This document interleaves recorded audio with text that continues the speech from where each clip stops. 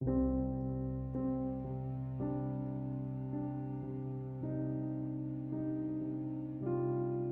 enable or disable lock home screen layout in Samsung Galaxy S10.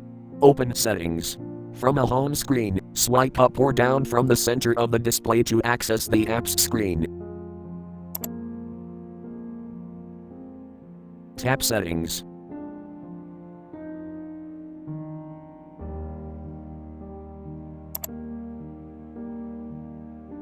Tap Display.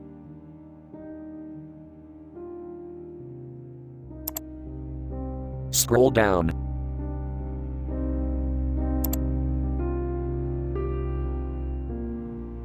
Tap Home Screen.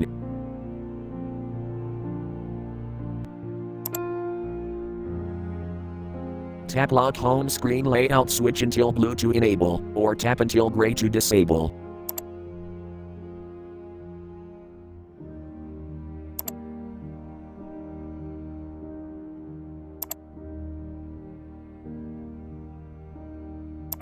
Thank you for watching. Have a nice day.